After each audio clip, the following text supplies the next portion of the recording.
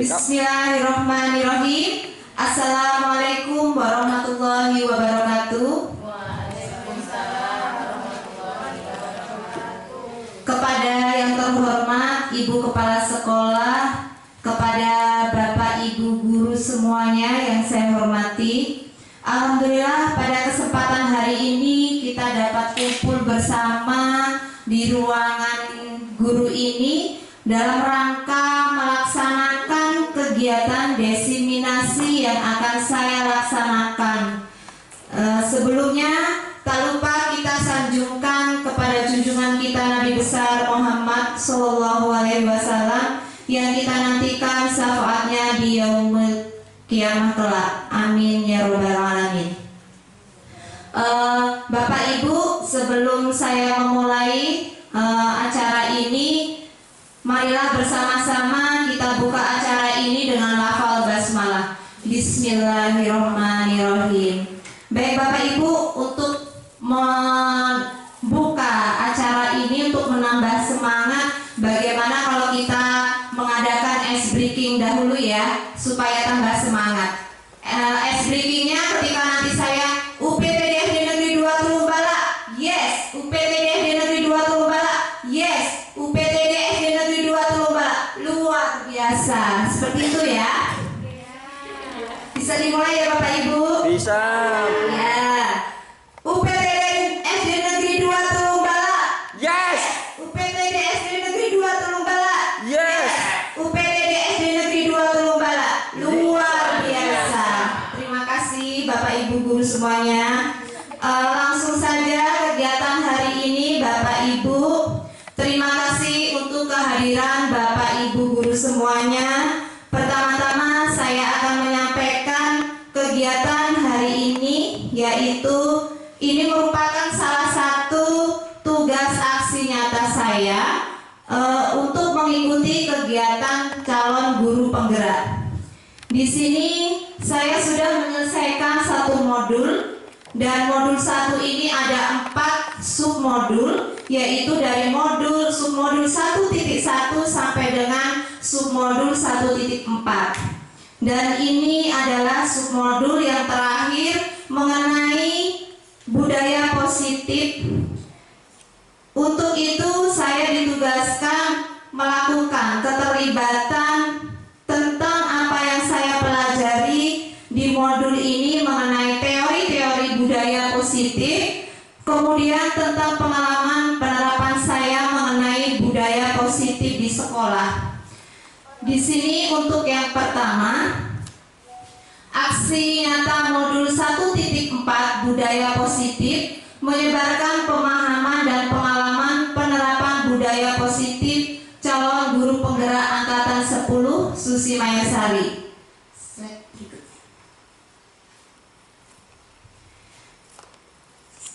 Oke, Bapak Ibu guru hebat, sebelum kita memasuki materi, di sini selamat datang para guru hebat. Mari belajar bersama, berkolaborasi, saling mendukung demi mewujudkan disiplin positif di sekolah kita tercinta.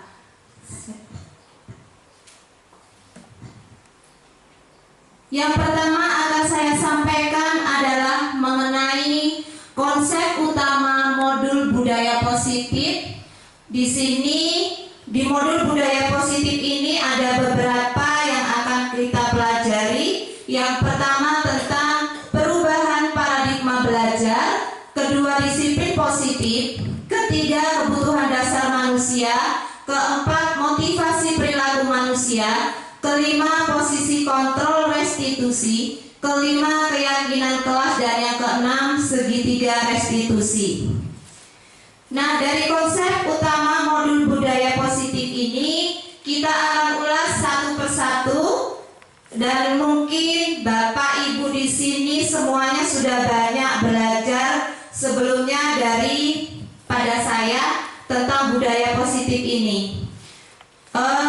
Nanti kita di sini saling sharing ya Bapak Ibu. Jadi sebelumnya saya meminta maaf, di sini saya bukan menggurui atau yang lebih punya ilmu banyak, tetapi di sini saya mengajak Bapak Ibu guru semuanya untuk berdiskusi dan belajar bersama. Selanjutnya kita akan ulas yang pertama tentang pembelajaran dengan paradigma baru. Pembelajaran dengan paradigma baru dirancang berdasarkan prinsip pembelajaran yang terdiferensiasi sehingga setiap siswa belajar sesuai dengan kebutuhan dari tahap perkembangannya untuk mewujudkan profil pelajar Pancasila. Nah, mungkin sebelumnya kita sudah mengetahui apabila pembelajaran di kelas kita itu selalu dilaksanakan secara klasikal. Secara klasikal itu dalam arti di sini kita jarang untuk melihat perbedaan dari masing-masing siswa kita. Kita biasanya menyamaratakan. Nah, di sini dari pandangan paradigma baru, apalagi setelah di sekolahan kita sudah mengimplementasikan kurikulum merdeka, bahwa pembelajaran itu harus berdiferensiasi. Artinya kita harus melihat perbedaan keunikan dari masing-masing siswa di kelas kita. Untuk itu, untuk mewujudkan profil pelajar Pancasila ini yang sudah kita gunakan, bahwasanya ada 6 dimensi profil pelajar Pancasila ya Bapak Ibu. Yang pertama apa Bapak Ibu? Beriman dan bertakwa kepada Tuhan Yang Maha Esa dan berakhlak mulia, ya benar. Yang kedua, berkebinekaan global. Terus ada gotong royong, mandiri, kreatif, dan berpikir kritis. Ya benar sekali. Kita tentunya semuanya memiliki visi yang sama untuk mewujudkan profil pelajar Pancasila ini. Selanjutnya mengenai disiplin positif. Nah, Bapak Ibu pasti sering mendengar kata-kata disiplin. Menurut pandangan Bapak Ibu, apa sih disiplin itu? Sesuai aturan, ya. Artinya melakukan sesuatu dengan peraturan. Berarti kita garis bawahi peraturan melaksanakan apa? Melaksanakan peraturan. Nah, di sini dalam budaya kita, makna disiplin itu tadi bahwa disiplin adalah dimaknai menjadi suatu yang dilakukan seseorang pada orang lain untuk mendapatkan kepatuhan. Kita cenderung menghubungkan kata disiplin dengan ketidaknyamanan. Dari kalimat ketidaknyamanan, dari kalimat disiplin, ini murid-murid kita ketika mendengar peraturan, ketika mendengar kedisiplinan peraturan, pasti di dalam benaknya itu selalu berpikir, waduh, ada peraturan ini, berarti kita harus seperti ini, harus seperti ini. Mereka merasa tertekan karena harus diatur seperti itu. Nah, untuk itu sebagai pendidik, tujuan kita adalah menciptakan anak-anak yang memiliki disiplin diri, sehingga mereka bisa berperilaku dengan mengacu pada nilai-nilai kebajikan universal dan memiliki motivasi intrinsik bukan ekstrinsik. Jadi harapan kita di sini dari modul yang sudah saya pelajari bahwa sebuah disiplin itu harus lahir dari dalam diri siswa, bukan karena ia terpengaruh oleh peraturan. Misalnya, oh saya takut dihukum, oh nanti kalau saya tidak mengikuti peraturan yang ada nanti saya dihukum. Seperti itu biasanya anak-anak. Nah, untuk itu seandainya anak-anak masih berpikiran nanti saya kalau seperti ini nanti saya mendapat hukuman, berarti itu masih dalam motivasi ekstrinsik bukan intrinsik. Nah, dengan seperti itu, dengan hukuman itu, biasanya anak-anak melakukan sesuatu itu dia bukan dari dalam diri. Jadi disiplin yang diharapkan di sini adalah anak-anak itu dapat diharapkan melakukan sesuatu itu secara intrinsik dari dalam diri anak tersebut. Jadi siswa sudah sadar, istilahnya saya harus bersikap seperti ini dari diri saya sendiri, bukan hanya untuk menyenangkan guru saya dan bukan untuk saya agar terbebas dari hukuman. Seperti itu. Lanjut, untuk disiplin positif merupakan suatu cara penerapan disiplin yang bertujuan untuk menumbuhkan kesadaran memberdayakan anak untuk melakukan sesuatu tanpa sogokan, ancaman maupun hukuman. Dari kalimat di situ sudah tadi saya jelaskan bahwasanya anak-anak ketika melakukan sesuatu itu timbul karena ekstrinsik, jadi dia itu melakukan sesuatu itu hanya karena adanya sogokan, adanya ancaman maupun hukuman, seperti itu. Selanjutnya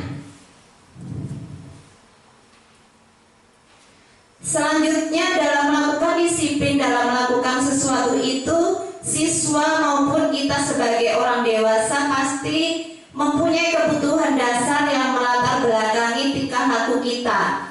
Apa saja kebutuhan dasar? Yang pertama yaitu bertahan hidup.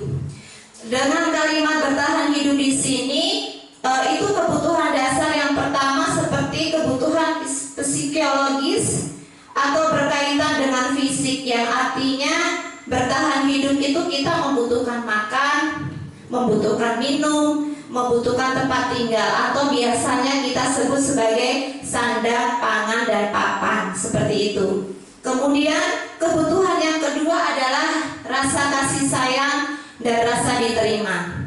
Kita pasti sering menemui siswa kita ya Bapak Ibu yang di dalam kelasnya mungkin dia cari perhatian karena di dalam keluarganya atau mungkin di rumah dia tidak mendapatkan rasa kasih sayang dan rasa diterima, sehingga dia anak-anak itu biasanya mencari perhatian. Biasanya kalau anak-anak kelas 1, kelas 2, kelas 3 tuh masih banyak ya Bapak Ibu yang sering memeluk gurunya atau mungkin menggandeng tangan gurunya, atau mungkin biasanya anak-anak itu bertindak mencari perhatian dengan cara-cara tertentu, seperti itu. Kemudian yang ketiga, kebutuhan akan penguasaan, di mana kita sebagai manusia, kita melihat murid kita atau siswa kita seringkali itu di dalam kelas ia ingin berkuasa, jadi dia ingin menang sendiri atau bahasanya menguasai semuanya. Mungkin kita pernah menemukan ya Bapak Ibu di kelas murid-murid kita yang seperti itu. Dari situ kita bisa melihat bahwa kebutuhannya adalah kebutuhan yang dasar, ya atas penguasaan. Kemudian yang keempat, kebebasan. Diartikan bahwa siswa tidak ingin terkekang apalagi tentang peraturan tadi ya Bapak Ibu.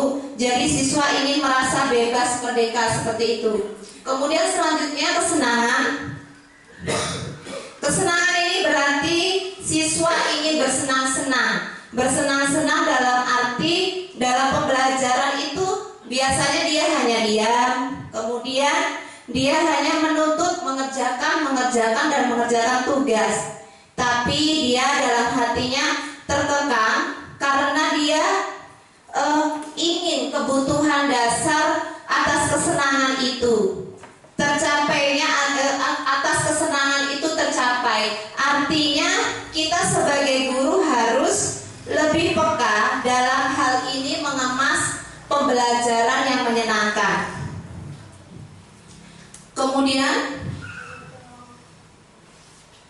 Kemudian selanjutnya dari kebutuhan dasar tadi muncullah motivasi perilaku manusia. Nah, motivasi itu sendiri adalah merupakan dorongan yang timbul pada diri seseorang secara sadar atau tak sadar untuk melakukan suatu tindakan dengan tujuan tertentu. Di sini yang pertama kita menghindari ketidaknyamanan dan hukuman. Contohnya, murid melakukan disiplin diri karena takut dihukum. Ini merupakan motivasi ekstrinsik. Tadi sudah saya jelaskan ya Bapak Ibu, ketika murid kita melakukan tanggung jawab karena dia merasa takut dihukum atau karena dia supaya tidak dimarahi dengan gurunya, itu dinamakan sebagai motivasi ekstrinsik. Kemudian yang kedua, mendapatkan imbalan atau penghargaan dari orang lain. Contohnya di sini, murid melakukan disiplin diri karena ia ingin mendapat imbalan. Ini merupakan motivasi ekstrinsik. Kembali lagi di penjelasan ini, jadi sesuatu hal yang dilakukan siswa itu karena ia melakukan disiplin itu atas dasar ingin mendapatkan imbalan. Jadi dia melakukan itu tidak dengan secara diri sendiri karena dia hanya ingin mendapatkan imbalan. Ini dinamakan sebagai ekstrinsik. Kemudian menghargai nilai-nilai kebajikan diri sendiri. Nah, ini ya Bapak Ibu, ini adalah yang akan kita tanamkan di sekolahan kita, nilai-nilai kebajikan. Contohnya, murid melakukan disiplin diri karena sadar akan nilai kebajikan dirinya. Ini merupakan motivasi intrinsik. Nah, motivasi intrinsik ini adalah motivasi yang timbul atas diri sendiri, kemauan diri sendiri. Jadi ketika anak sudah ditanamkan nilai-nilai kebajikan diri, ketika anak itu mendapatkan atau melakukan kesalahan, dia akan bertanggung jawab dan akan segera meminta maaf. Jadi dari ketiga di sini, contoh di sini, kira-kira lebih baik motivasi ekstrinsik apa intrinsik Bapak Ibu? Iya, intrinsik ya Bapak Ibu. Jadi motivasi yang timbul dari diri sendiri, ia mempunyai semangat. Jadi bukan karena dia ingin mendapatkan penghargaan atau karena takut mendapat hukuman. Seperti itu. Selanjutnya konsep disiplin dengan identitas gagal. Di sini mencakup dua, adanya hukuman dan penghargaan. Hukuman sendiri di sini ada menyakitkan, tidak nyaman, murid takut, memaksa, murid menyembunyikan masalah, murid menjadi rendah diri. Dari ciri-ciri di sini mendapatkan hukuman itu sangat menyakitkan ya Bapak Ibu, sangat menyakitkan terutama yang mendapat hukuman. Kira-kira kita flashback ke masa lalu. Pernah nggak Bapak Ibu dulu mendapatkan hukuman ketika sekolah? Pernah ya. Merasa menyakitkan atau tidak? Malu sekali ya Bapak Ibu. Nah, bahwa kita sering melihat hukuman itu menyakitkan. Dengan menyakitkan itu membuat merasa tidak nyaman. Mengapa membuat merasa tidak nyaman? Sehingga murid takut karena apa? Karena mendapat hukuman. Dari mendapat hukuman ini kemudian ada memaksa. Memaksa itu seperti ketika murid melakukan kesalahan, kita mendekati murid dan bertanya, mengapa kamu melakukan ini? Apa penyebabnya? Terkadang kita sampai menggunakan kalimat yang memojokkan supaya murid kita itu mau mengakui kesalahannya. Tetapi yang terjadi rata-rata murid itu tidak mau jujur. Karena apa? Karena ketika dia nanti jujur, takutnya mendapat hukuman dari guru, sehingga murid menyembunyikan masalah. Dari menyembunyikan masalah ini sehingga murid menjadi rendah diri. Seperti itu. Kemudian penghargaan. Penghargaan itu dapat merusak hubungan atau sifat diri. Di situ ada tidak efektif, merusak hubungan atau iri, mematikan kreativitas, menghukum dengan sistem ranking, merampas hak menghargai dirinya. Pernah ya Bapak Ibu kita melihat di kelas kita masing-masing banyak kejadian dari kasus-kasus yang ada di kelas kita masing-masing. Jadi dengan penghargaan ini ada segi positif dan juga segi negatifnya. Nah, di sini kita akan melihat segi efektifnya itu. Siswa itu sering melakukan sesuatu karena ingin mendapat penghargaan. Dia tidak ingin melakukan itu lagi kalau dia tidak mendapatkan penghargaan.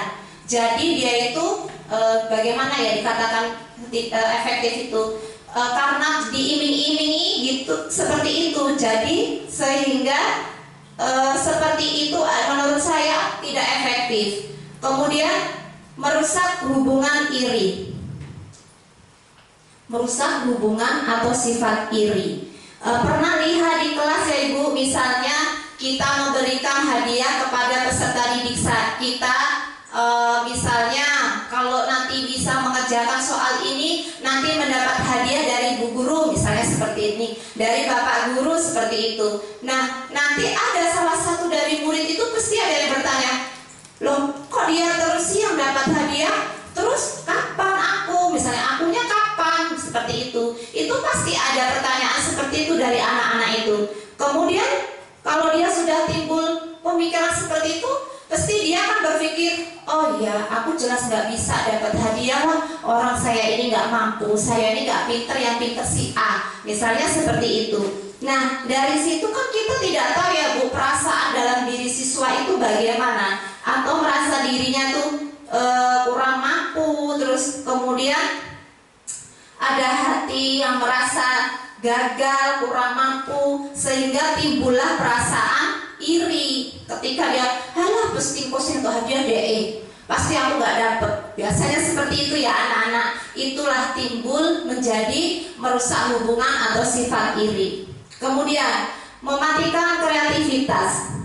Artinya siswa yang mendapatkan penghargaan itu terkadang apabila dimotivasi mematikan itu saja, atau dia biasanya kalau sudah dimotivasi seperti itu, dia selalu berpikiran seperti ini, alah aku seperti ini saja aku sudah dapat hadiah kok, jadi besok lagi saya nggak perlu lagi belajar yang lebih giat lagi, nggak usah lagi saya memunculkan ide-ide baru, saya cukup seperti ini saja sudah mendapatkan hadiah dari Bapak Guru atau Ibu Guru.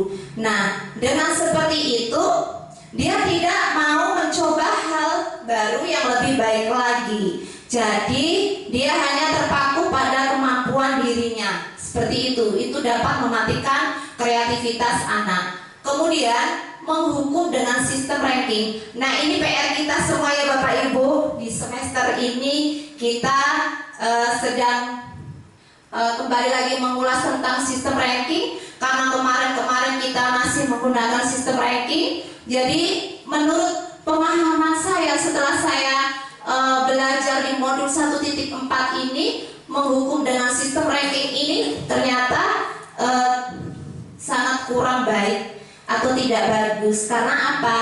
Karena siswa ini yang mendapatkan nilai bawah atau tidak mendapatkan ranking itu biasanya dia akan merasa minder atau menjadi bahan omongan, atau biasanya menjadi bahan bulian di antara temannya, atau terkadang mungkin ada orang tua yang merasa gagal mendidik anaknya karena dia tidak sepintar seperti itu. Jadi untuk kedepannya sepertinya kita dengan penghargaan sistem ranking ini lebih baik untuk ditata kembali seperti itu. Ya. Kemudian merampas hak untuk menghargai dirinya. Di sini contohnya, misalnya saat siswa sedang belajar membaca, kemudian awalnya dia hanya bisa membaca satu kata, dan di kemudian hari, di lain hari dia bisa membaca satu kalimat. Nah, seperti itu kan dia merasa bangga dan puas terhadap pencapaian dirinya. Tetapi ketika kita memberikan penghargaan, misalnya di rumah saja terhadap putra-putri kita ya Bapak Ibu, contohnya seperti ini. Oh, Iva sudah bisa membaca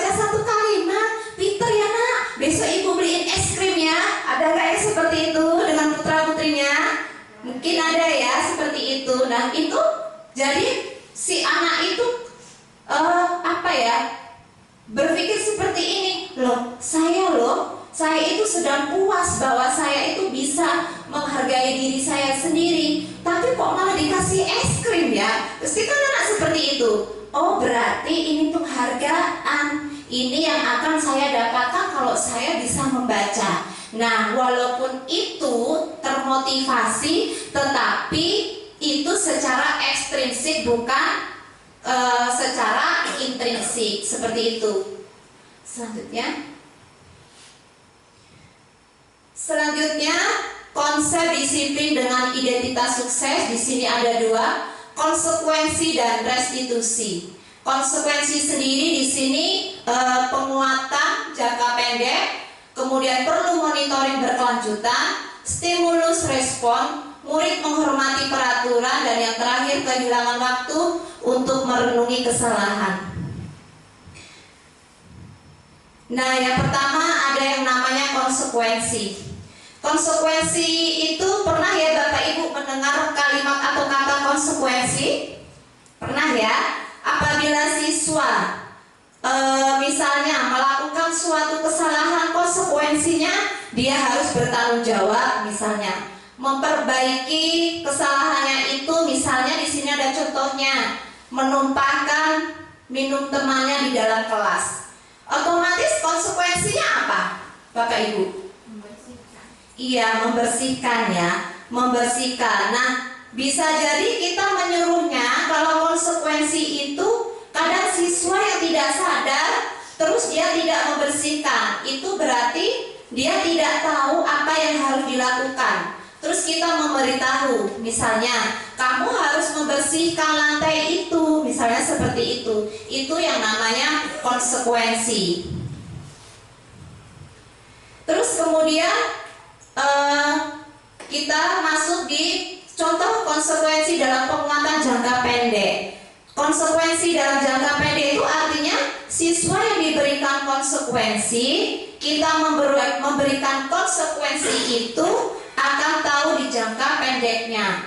Kemudian kadang juga ada yang tidak tertanam dalam diri sikap itu. Kemudian perlu monitoring berkelanjutan. Artinya kalau misalnya tadi sebagai contoh membersihkan minum temannya itu, dan kemudian dia melakukan kesalahan lagi, apakah dia melaksanakan seperti hal yang sama? Seperti itu. Kemudian hal seperti itu sudah tanpa disuruh, apakah dia sudah membersihkan atau tidak. Nah, itu perlu adanya monitoring. Kemudian selanjutnya stimulus respon. Stimulus artinya kita sebagai guru misalnya menyuruh, loh Adi, kamu kok menumpahkan minuman, misalnya seperti itu. Sekarang tolong dibersihkan ya. Nah, itu namanya stimulus. Kemudian si Adi membersihkan minuman itu atau menjawab dengan jawab, iya Bu, saya menumpuhkan minuman itu. Nanti saya akan membersihkannya. Nanti saya akan ambil alat pel, kemudian akan membersihkannya. Itu biasanya seperti itu. Konsekuensi berkaitan dengan stimulus dan respon. Kemudian murid menghormati peraturan. Nah, di sini konsekuensi itu tadi murid menghormati peraturan dengan guru, di mana ketika melakukan kesalahan, murid harus segera menghormati kesepakatan bersama atau bertanggung jawab. Itu peraturan seperti itu dinamakan sebagai menghormati peraturan. Kemudian selanjutnya kehilangan waktu untuk merenungi kesalahan. Waktu merenungi kesalahan ini terkadang dengan konsekuensi yang kita berikan atau saran murid untuk tidak diberikan kesempatan berpikir. Biasanya seperti itu. Misalnya ketika murid itu sedang melakukan kesalahan, dia pasti berpikir, saya harus apa ya? Saya sudah disuruh bu guru untuk membersihkan Padahal kan sebelumnya saya mau meminta maaf dulu sama teman saya, tetapi sama ibu guru sudah disuruh untuk membersihkan. Nah, dari di sini kadang ada kan sebelumnya ada siswa yang seperti itu belum sempat minta maaf, tetapi sudah disuruh gurunya untuk membersihkan. Nah, ternyata dari cara seperti itu dapat kehilangan waktu, murid tersebut dapat kehilangan waktu untuk merenungi kesalahannya. Seperti itu. Kemudian selanjutnya, nah di sini ada kalimat restitusi. Ada kata-kata segitiga restitusi. Jujur saja ya Bapak Ibu, saya mengenal restitusi ini setelah saya mempelajari modul 1.4 ini. Jadi saya baru tahu, oh restitusi itu seperti ini, oh pengertian restitusi itu seperti ini, gitu ya Bu. Dalam restitusi itu merupakan konsep disiplin dengan identitas sukses. Di sini contohnya ada murid bertanggung jawab untuk perilakunya, fokus pada pemecahan masalah jangka panjang, murid menghormati dirinya dan orang lain. Teori kontrol, dirinya memegang kontrol, dan murid bersemangat memperbaiki kesalahan. Di sini yang pertama, murid bertanggung jawab untuk perilakunya. Apa yang dia lakukan, konsekuensinya, apa kemudian hari, dari motivasi intrinsik, sadar untuk bertanggung jawab atas perilakunya. Misalnya kita ketahui dengan konsekuensi apakah yang sudah dipahami. Seperti tadi itu, ketika melakukan kesalahan, maka murid tersebut harus bertanggung jawab, yaitu dengan cara meminta maaf. Kemudian selain meminta maaf, seperti murid tadi yang sudah salah menumpahkan air minum, dengan restitusi bertanggung jawab ini, murid akan segera membersihkan lantainya, seperti itu. Kemudian yang kedua, fokus pada pemecahan masalah jangka panjang. Ini kita secara tidak langsung membentuk karakter siswa kita menjadi siswa yang bertanggung jawab. Karena dengan restitusi ini, kita akan menanyakan kepada siswa seperti diberikan pertanyaan-pertanyaan. Supaya apa? Supaya siswa itu menjawab dengan apa keyakinan dirinya untuk memperbaiki permasalahannya. Kemudian murid menghormati dirinya dan orang lain. Nah, sebagai siswa yang salah tadi menumpahkan minum ke temannya, murid menghormati dirinya itu murid memperbaiki dirinya, yaitu dengan cara meminta maaf. Jadi artinya dia menghormati dirinya. Kemudian selanjutnya teori kontrol atau dirinya memegang kontrol. Kalau tadi konsekuensi ada yang stimulus dan respon, dalam restitusi ini ada dengan teori kontrol. Artinya dirinya sendiri yang dia kontrol tanpa adanya stimulus dari guru. Dia disuruh untuk mengepel dan disuruh untuk bertanggung jawab. Dia sudah ada kesadaran diri, ketika dia melakukan kesalahan, dia akan segera meminta maaf dan akan segera membersihkan air yang telah ditumpahkan tadi. Kemudian yang terakhir adalah murid bersemangat memperbaiki kesalahan. Nah, apabila kita membiarkan karena dia sudah memiliki kontrol yang baik, maka dia akan memperbaiki kesalahannya dengan semangat tanpa paksaan, dan itu sudah menjadi sebuah kontrol diri yang baik. Seperti itu. Slide berikutnya. Selanjutnya di sini ada konsep disiplin pendekatan restitusi, yaitu sebuah cara menanamkan disiplin positif pada murid. Di sini kalau mungkin Ibu tadi masih bingung pengertian restitusi apa, di sini restitusi adalah proses menciptakan kondisi bagi murid untuk memperbaiki kesalahan mereka, sehingga mereka bisa kembali pada kelompok mereka dengan karakter yang lebih kuat. Ini menurut Gosen 2004. Dari restitusi ini, restitusi memiliki ciri-ciri. Yang pertama, bukan menebus kesalahan, namun belajar dari kesalahan. Yang kedua, memperbaiki hubungan. Ketiga, tawaran bukan paksaan. Keempat, menuntun diri untuk melihat ke dalam diri. Kelima, mencari kebutuhan dasar yang mendasari tindakan. Keenam, fokus pada karakter, bukan tindakan. Dan yang terakhir, menguatkan dan fokus pada solusi. Di sini yang pertama adalah bukan ciri-ciri restitusi. Yang pertama, bukan menebus kesalahan, namun belajar dari kesalahan. Di sini siswa belajar memperbaiki diri. Kemudian kedua, memperbaiki hubungan. Yang ketiga, kita menawarkan siswa, bukan paksaan. Jadi kita akan mengarahkannya. Jika siswa menjawab masih mengambang ketika ada masalah, kita melakukan pertanyaan-pertanyaan kepada siswa kita, kemudian siswa kita masih menjawab dengan ragu-ragu atau mengambang, misalnya seperti Bu, saya mau meminta maaf, bahasanya tetapi masih ragu-ragu atau mengambang. Di sini tugas kita sebagai guru adalah meyakinkan siswa dengan cara menanyakan apakah hanya minta maaf, lalu apa langkah selanjutnya yang akan kamu perbaiki untuk menebus kesalahanmu, misalnya seperti itu. Nanti kemudian siswa akan menjawab, saya mau mengepel lantainya Bu, misalnya seperti itu. Itu namanya restitusi. Jadi kita tidak perlu melakukan atau memaksa, menyuruh siswa apa yang kita inginkan, tetapi membiarkan dia atau siswa itu untuk mengerjakan sesuatu dengan pribadinya.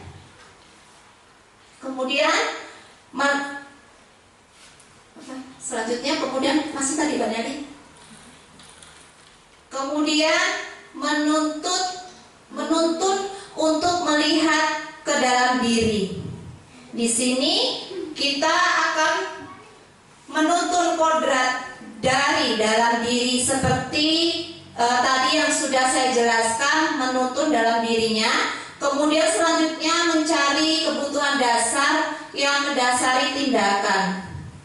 Nah, dari kebutuhan dasar manusia yang kelima itu, kebutuhan dasar apa yang mendasari? Apakah dia tadi sengaja menumpahkan minum temannya, atau karena dia berlarian terus dia menyenggol tempat minum temannya sampai tumpah? Dari contoh tadi itu artinya dia membutuhkan semangat. Mungkin dia sudah bosan di dalam kelas sehingga bercanda dengan teman-temannya.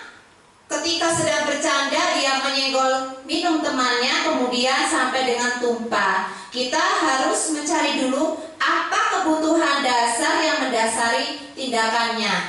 Kemudian selanjutnya mencari fokus pada karakter. Fokus pada karakter, bukan tindakan.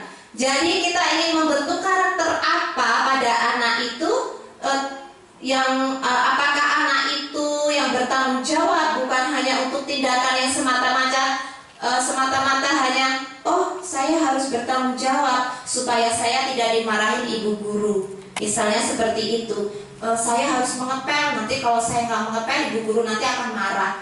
Mungkin banyak seperti itu ya anak-anak. Bukan itu yang dimaksud. Jadi yang dimaksud itu adalah fokus pada karakter anak.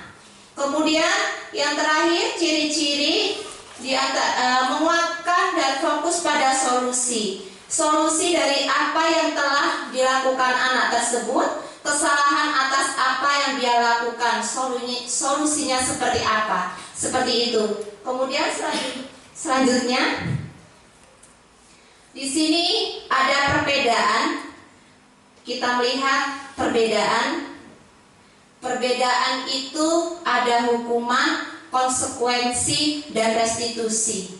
contoh kasusnya di sini siswa sering tidak mengerjakan PR. Ada tidak di kelas ibu kasus ini? Setiap hari pasti ada ketika kita memberikan PR ya. Yang pertama, ketika kita sebagai guru itu kita berada di hukuman. Yang dilakukan adalah guru menghukum siswa tersebut hormat bendera selama 10 menit. Ini ketika murid kita tidak mengerjakan PR. Kemudian yang kedua, guru marah dan murid menjadi takut. Apakah ini benar Bapak Ibu? Benar atau tidak?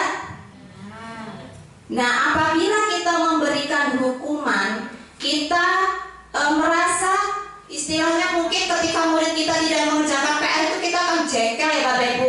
Mungkin mangkel, mungkin jengkel. Nah, hari ini dia tidak mengerjakan PR, besoknya tidak mengerjakan PR lagi, besoknya mengerjakan PR tapi semaunya sendiri. Nah, apabila kita sebagai seorang penghukum, kita memberikan hukuman, guru menghukumnya dengan contoh tersebut, hormat di depan bendera selama 10 menit, kemudian guru marah kepada siswa. Yang terjadi apa? Siswa menjadi takut. Nah, kita mungkin sebagai manusia ya Bapak Ibu, tidak manusia biasa yang masih banyak sekali kekurangannya. Terkadang kita pas bawaan hati kita sedang gak enak, dan siswa kita dihukum dengan hukuman seperti itu adalah hukuman yang tidak mendidik atau tidak sesuai dengan apa yang kasusnya terjadi. Jadi kasusnya tidak mengerjakan PR, suruh hormat di atas bendera. Tidak seperti itu ya Bapak Ibu. Kemudian yang kedua ada konsekuensi. Ketika kita berada di posisi konsekuensi, kita akan di sini guru memberikan konsekuensi untuk mengerjakan PR-nya saat istirahat. Kemudian guru tegas dan siswa menghormati peraturan. Nah, kalau di sini nyambung ya Bapak Ibu dengan kasusnya, karena dia tidak mengerjakan PR. Nah, siswa di sini disuruh menghormati peraturan dan konsekuensinya. Jadi ketika siswa itu melakukan kesalahan, tentunya ada konsekuensi yang sudah disepakati di kelas. Misalnya nanti ketika istirahat kamu kerjakan PR-nya ya, atau bisa dengan cara kamu mengerjakan PR-nya 2 kali lipat, misalnya seperti itu. Dan guru tegas, siswa menghormati peraturan. Kembali lagi, kalau kita tegas dengan kesepakatan yang pernah dibuat, maka siswa akan menghormati peraturan. Selanjutnya restitusi. Restitusi ini adalah yang paling baik, yang lebih baik ya Bapak Ibu. Dari konsep restitusi ini, guru tidak menyuruh siswa kamu harus melakukan kamu harus seperti ini, kamu harus seperti ini, misalnya guru seperti itu kan. Di sini tidak seperti itu, tetapi di sini guru menanyakan keyakinan kelas atau dirinya dan membantu siswa menyelesaikan masalahnya. Kemudian guru terbuka dan siswa menghormati dirinya dan orang lain. Jadi ketika siswa itu melakukan kesalahan dengan tidak mengerjakan PR, di sini guru tidak harus menyuruh siswa, tetapi guru menanyakan keyakinan kelas dulu. Apa yang kamu langgar, ditanyakan dulu kepada peserta didik kita. Apa yang sudah kamu langgar? Kemudian guru membantu siswa, kira-kira kalau kamu melanggar ini, kamu akan melakukan apa? Nanti kan siswa akan menjawab, kamu akan melaksanakan hal apa untuk memperbaiki ini? Nah, dari sini guru terbuka, siswa menghormati dirinya dan orang lain. Di sini kalau kita memberikan pertanyaan-pertanyaan tersebut, kita akan tahu jawaban dari peserta didik kita ya. Jadi kira-kira dia itu cara memperbaikinya bagaimana, seperti itu. Jadi guru terbuka dan membuka diri, sehingga murid berpikiran, oh ternyata guru tidak marah ya kalau saya tidak mengerjakan PR, tetapi guru memberikan solusi, kira-kira apa yang baik untuk diri saya. Seperti itu menurut cara murid menangkapnya. Tetapi terkadang ya Bapak Ibu, dengan kita memberikan seperti itu, murid itu terkadang besoknya lagi dia, aku ini nggak bisa nyanyi kok, sisa aku nggak popo. Nah seperti itu. Jadi di sini ada positif dan negatifnya, tergantung cara kita mengkomunikasikannya kepada murid kita. Kemudian selanjutnya 5 posisi kontrol restitusi. Di sini ada penghukum, pembuat rasa bersalah, teman, pemantau, dan manajer. Sebelum saya menjelaskan materi ini selanjutnya, saya ingin bertanya dulu kepada Bapak Ibu semuanya di sini, Bapak Ibu guru di sini, kira-kira posisi Bapak Ibu saat ini ada di posisi mana di antara posisi 5 kontrol restitusi ini? Apakah sebagai penghukum? Apakah sebagai pembuat rasa bersalah? Apakah sebagai teman, pemantau, atau manajer? Pembuat rasa bersalah. Iya, Bu Ida pembuat rasa bersalah. Ada lagi yang lainnya? Pemantau. Selain pemantau, ada nggak yang menjadi penghukum kira-kira ini? Kadang-kadang ya itu masih diperlukan ya penghukum itu ya. Nah, di sini ini kasus yang sering kita temui di sekolah kita ya Bapak Ibu. Mungkin gak cuma di sekolah kita, sekolah semua di sekolah mungkin ya. Apa yang sudah kita lakukan itu sebagai refleksi diri kita. Yang pertama, selanjutnya. Yang pertama di sini ada contoh penerapan 5 posisi kontrol. Contoh kasusnya di sini, siswa tidak memakai atribut lengkap saat upacara bendera. Ini sering sekali di sekolah kita ya Bapak Ibu. Setiap hari Senin pasti ada aja anak-anak itu yang berbaris di barisan sendiri, tidak memakai atribut lengkap saat upacara.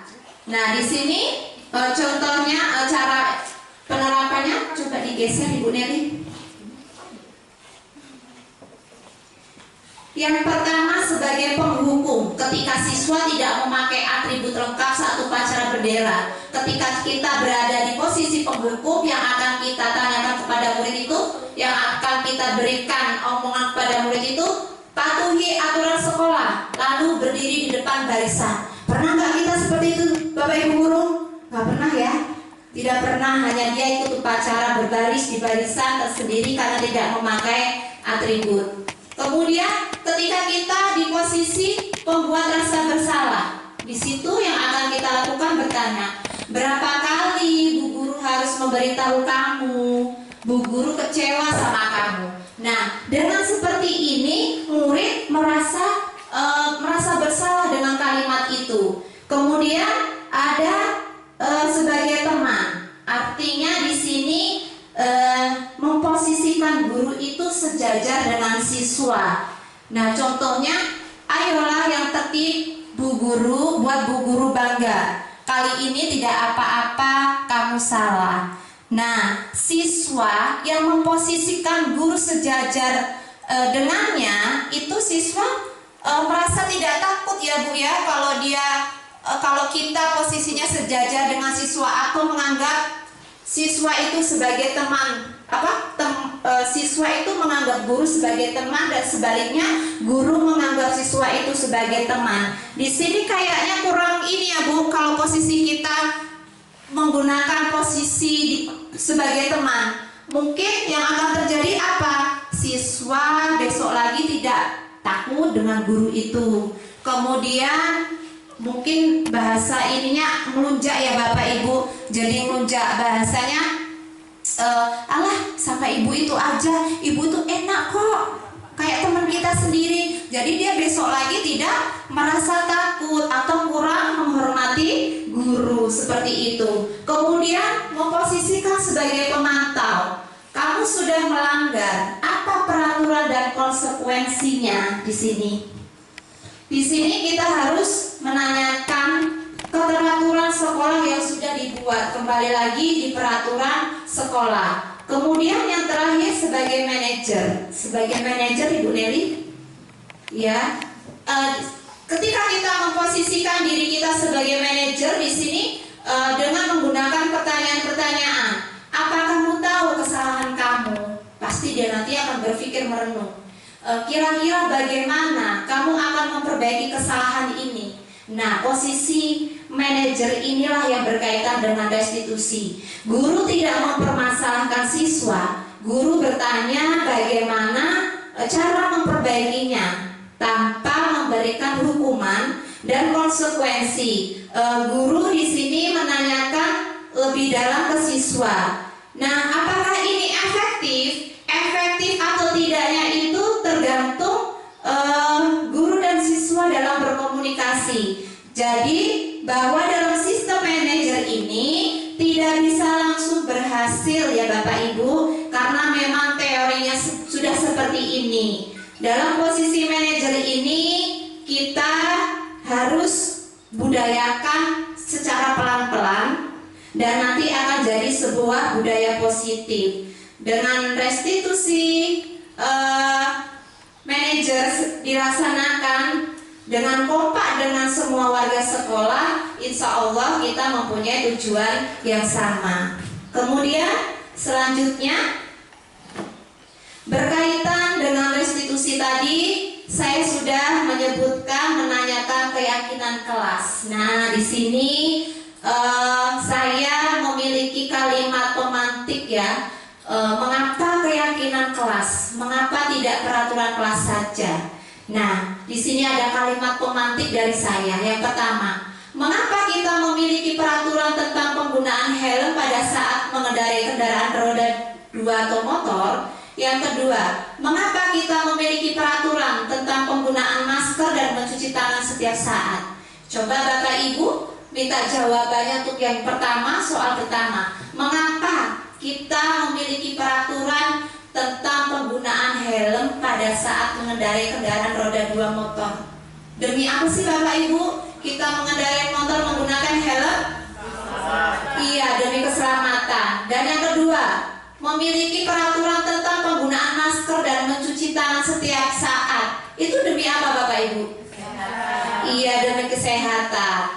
Nah, keselamatan dan kesehatan inilah yang dinamakan keyakinan dalam diri kita. Saya pengen selamat, jadi saya harus ketika mengendarai kendaraan roda 2 itu saya harus menggunakan helm. Kemudian yang kedua, saya pengen sehat, jadi saya harus rajin setiap saat mencuci tangan, seperti itu. Nah, itu dinamakan keyakinan. Kalau berdasarkan pada peraturan wajib memakai masker saat di kerumunan, misalnya ya, itu hanya peraturan bagaimana kita akan melanggar atau tertib. Kalau tertib ya kita mendapatkan sehatnya, kalau kita melanggar ya kita harus sudah mendapatkan resikonya masing-masing ditanggung sendiri.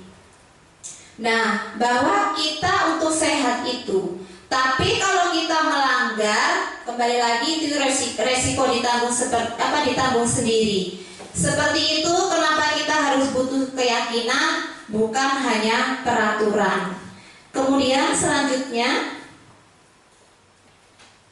di sini kegiatan membuat keyakinan kelas di kelas saya, Bapak Ibu, mengenai keyakinan kelas. Ini beberapa hari yang lalu, bahkan sebelum saya mempelajari modul ini, saya sudah membuat keyakinan kelas bersama murid-murid saya.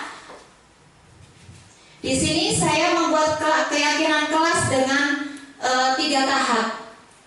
Tahap yang pertama itu di situ saya akan mendiskusikan tentang peraturan kelas. Misalnya di kelas ini berpakaian rapi, datang dengan tepat waktu. Kemudian saya dan siswa menulis di papan tulis apa saja kira-kira peraturan yang akan kita laksanakan. Pertama peraturan dulu. Kemudian yang kedua di sini saya merumuskan peraturan menjadi keyakinan. Di sini misalnya siswa memberikan usulan. Misalnya ada salah satu siswa yang memberikan usulan, kalau kita bertemu sama ibu guru itu apa? Kalau kita ngomong sama ibu guru itu nggak boleh kasar, ngomongnya harus sopan, harus pelan-pelan, seperti itu disimpulkan namanya kita saling menghormati, seperti itu. Itu namanya keyakinan kelas. Jadi kita menggunakan bahasa yang lebih universal atau lebih umum. Kemudian menempelkan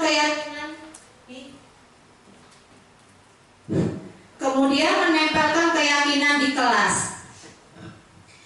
Di tahap ketiga itu, setelah keyakinan kelas itu disepakati, saya berikan kertas ke siswa untuk menuliskan kata keyakinan kelas, dan saya ajak siswa untuk mendesain. Kemudian siswa menempelkan satu persatu di karton yang sudah ditempelkan di tembok. Nah, kemudian setelah jadi keyakinan kelas, nanti apabila siswa itu melakukan pelanggaran sesuai dengan restitusi, saya menanyakan tentang keyakinan kelas. Kita di sini membantu untuk menuntun anak untuk memperbaiki kesalahannya. Kemudian selanjutnya Ibu Neri. Nah, di sini bagaimana pembentukan keyakinan kelas? Yang pertama adalah lebih abstrak dari peraturan. Dari peraturan di sini, apabila siswa itu saling menghormati, karena dia dari peraturan apa saat bicara, ketika salah satu dari temannya yang sedang melakukan bertanya dengan guru atau sedang presentasi di depan kelas, itu siswa harus mendengarkan atau siswa tidak boleh memotong pembicaraan. Siswa harus menghormati dan menghargai teman yang sedang berbicara. Kemudian berupa pertanyaan universal tadi sudah saya jelaskan. Selanjutnya dibuat dalam bentuk positif, misalnya saling menjaga kebersihan dan keindahan, seperti itu. Selanjutnya sedikit saja agar mudah diingat. Jadi tidak usah terlalu banyak peraturan, tetapi disimpulkan. Selanjutnya sesuai dengan kondisi kelas dan sekolah agar mudah diterapkan. Jadi di sini disesuaikan dengan kondisi kelas.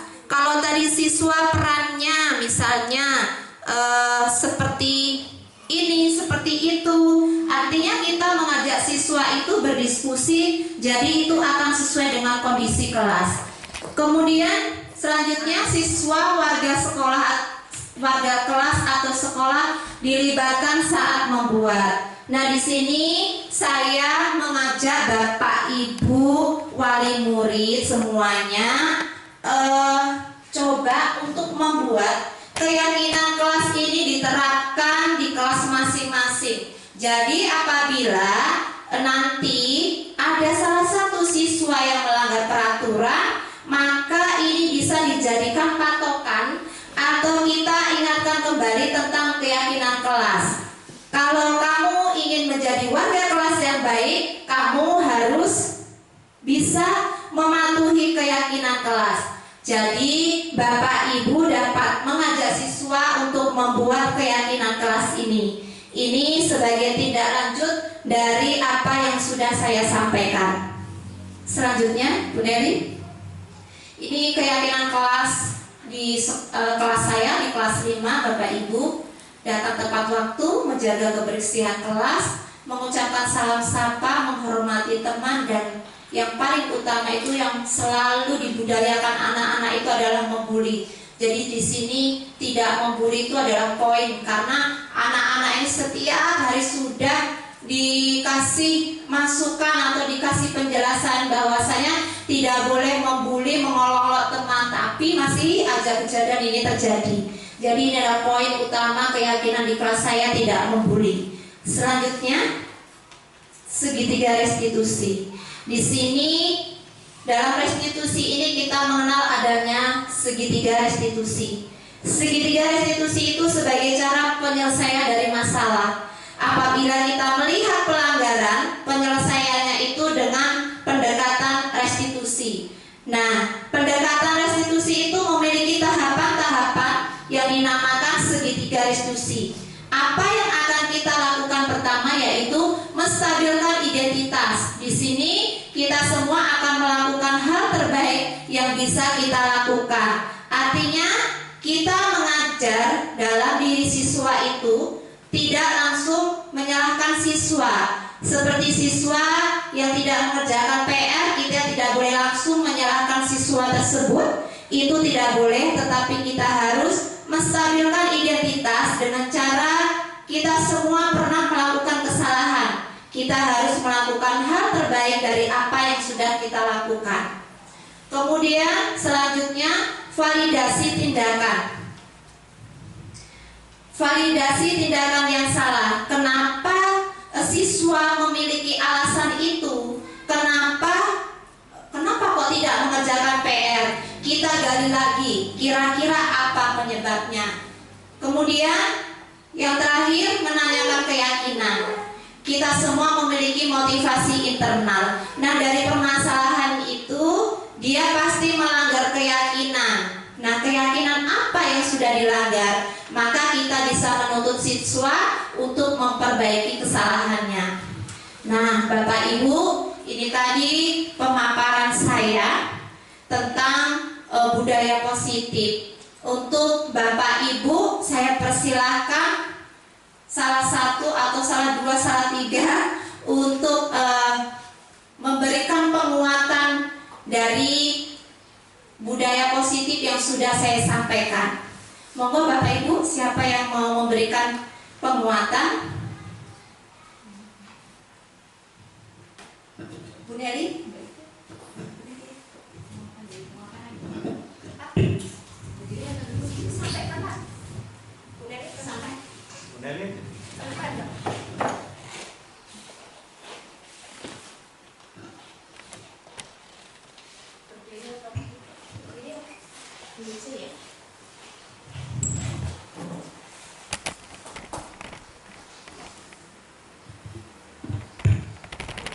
Bismillahirrahmanirrahim. Assalamualaikum warahmatullahi wabarakatuh.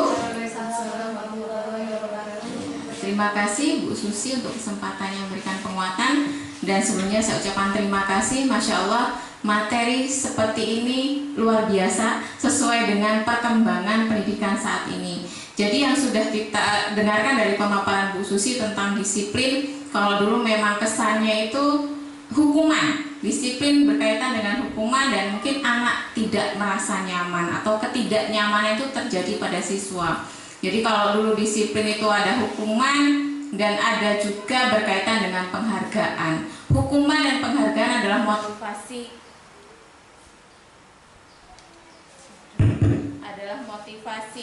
eksternal.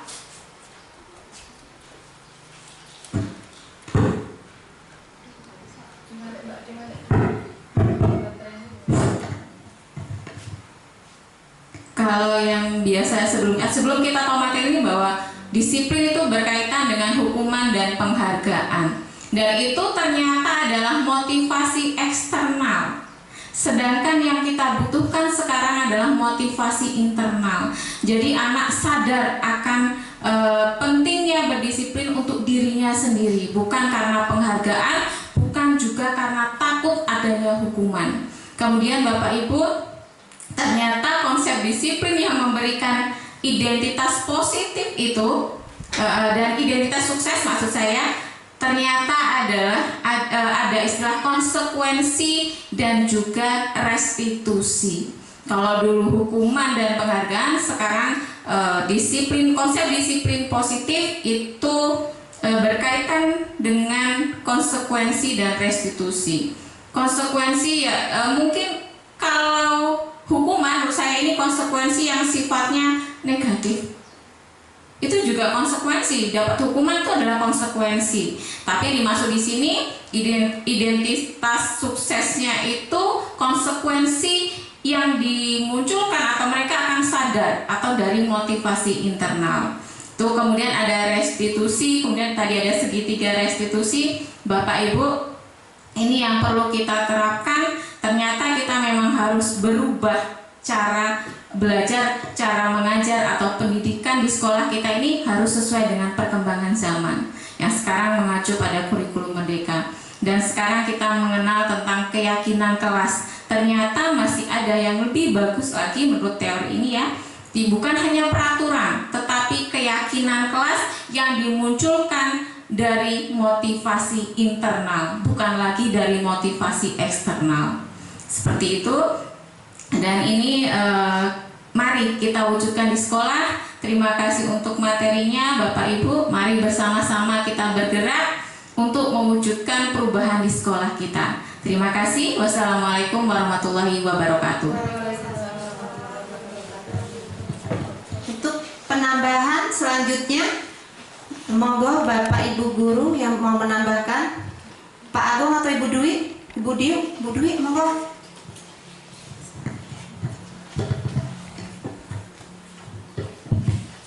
Ya, terima kasih pada Bu Susi. Sebelumnya saya ucapkan Assalamualaikum warahmatullahi wabarakatuh. Ya, tadi sudah disampaikan oleh Bu Susi terkait tentang 7 konsep utama budaya positif.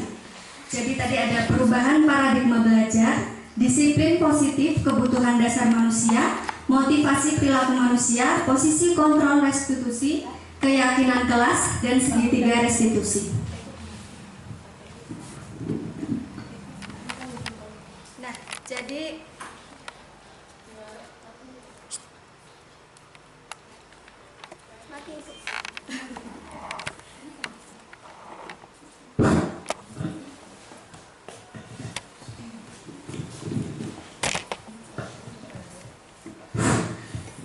Jadi seperti yang sudah disampaikan pada Bu Susi tadi, bahwasanya disiplin positif itu adalah sesuai aturan atau taat aturan.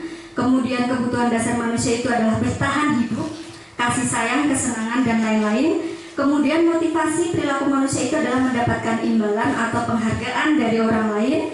Dan kemudian ada posisi kontrol restitusi, yaitu berupa teman, pemantau, dan pembuat rasa bersalah. Kemudian di sini ada keyakinan kelas, ada pembentukan kelas berupa pernyataan universal dan lain-lain. Dan kemudian ada segitiga restitusi. Nah, di sini yang menarik adalah tadi seperti yang Bu Susi sampaikan ada manajer ya Bu ya.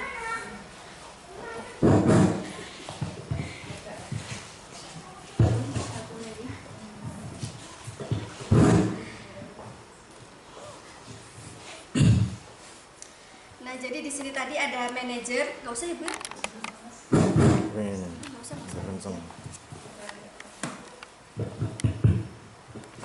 Jadi di sini tadi ada manajer. Jadi seperti yang sudah disampaikan bahwa apabila anak melakukan kesalahan, kemudian kita sebagai guru itu memberikan pertanyaan atau keyakinan kelas berupa apa kamu tahu kesalahanmu, kemudian kira-kira bagaimana kamu akan memperbaiki kesalahan ini.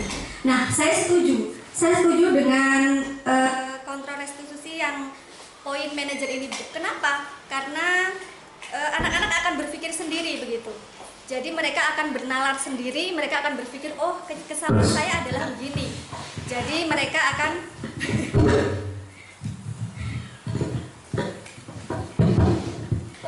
jadi anak-anak akan berpikir sendiri, jadi kita tidak perlu melakukan hukuman yang lebih begitu. Nah, kemudian apa yang sudah Bu Susi sampaikan menurut saya sudah sangat gamblang, sudah jelas. Dan kemudian kita akan tunggu bagaimana nanti penerapannya di sekolah kita, khususnya di SD Negeri Batu ini. Kita tunggu episode selanjutnya Bu Susi, terus semangat sebagai calon guru penggerak, kita akan dukung sepenuhnya. Terima kasih, saya akhiri. Wassalamualaikum warahmatullahi wabarakatuh. Terima kasih penguatannya Ibu Nelly dan Ibu Dwi. Ada lagi yang mau menambahkan? Cukup?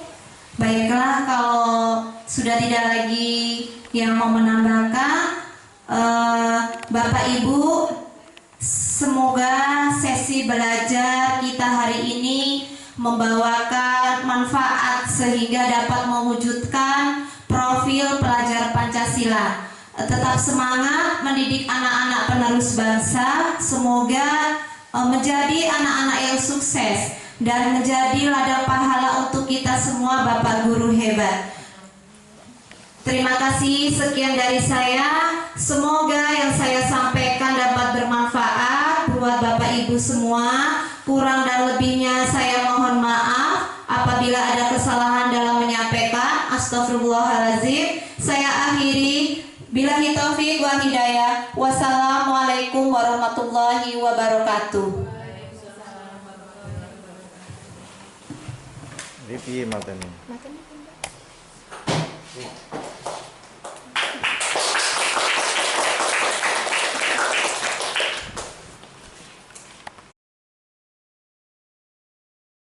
Assalamualaikum warahmatullahi wabarakatuh.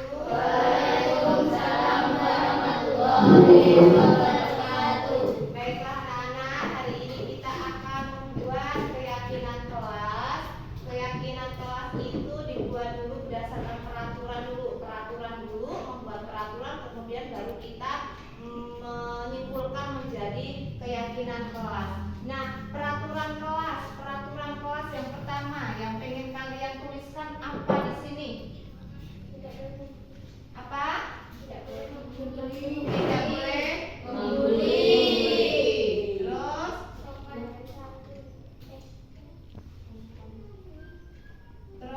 setelah itu apa? Datang tepat waktu. Terus keluar memakai sepatu.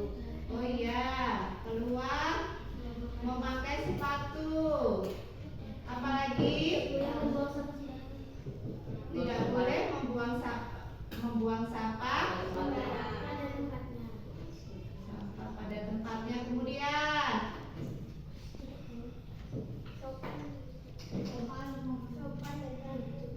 sopan dan santun. Apalagi?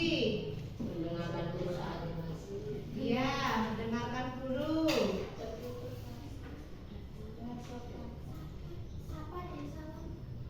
Sapa dan salam.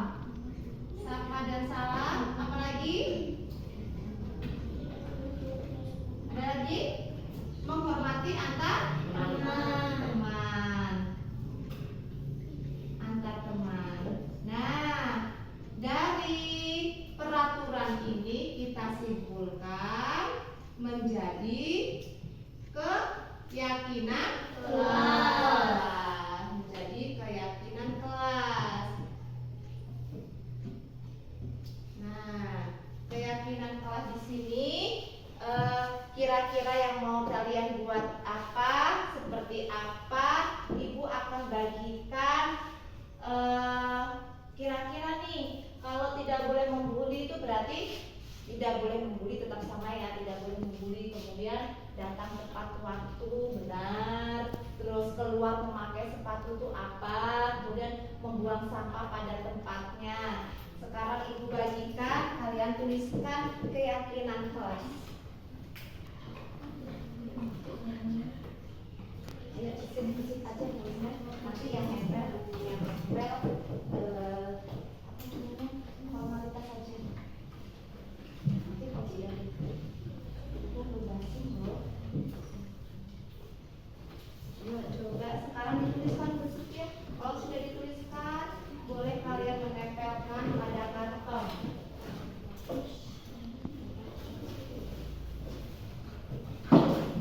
Ini apa namanya? Lemnya silakan nanti ditempel. Kasih tulisnya. Pasing aja cuma ini aja. Sudah? Silakan. Yuk, ayo ya. Udah ya. Disimpan yang mana disimpan. Ayo, maju.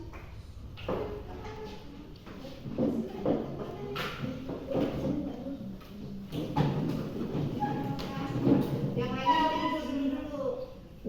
Kelihatan ya.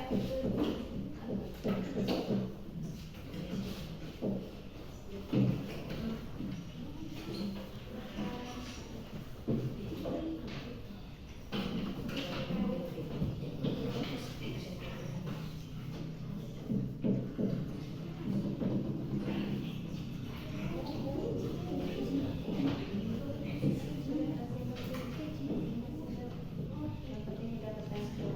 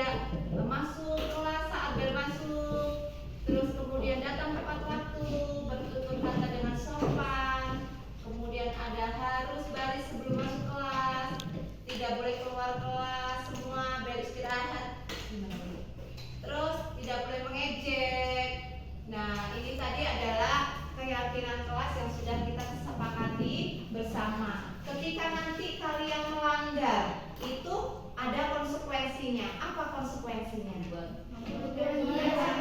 Ya, boleh itu membuat hiasan